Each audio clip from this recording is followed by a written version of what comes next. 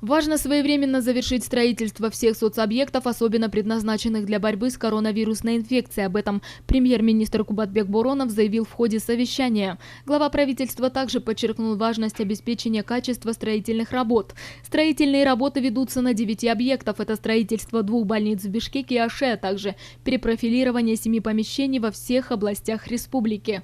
Я хочу подчеркнуть, что все строительные работы должны быть завершены в установленные сроки в течение 1 месяца.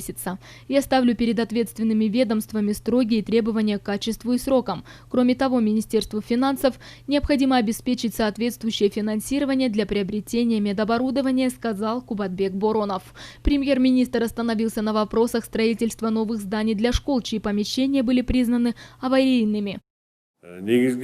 Из-за этого в отдельных населенных пунктах школьникам приходилось учиться в палатках или контейнерах, поэтому все строительные работы по общеобразовательным учреждениям должны быть завершены в установленные сроки. По запланированному графику до октября следует завершить асфальтирование 3 километров дорог в каждом из районных центров, а также продолжить строительство объектов в рамках программы ТАЗА-СУ и систем ирригации.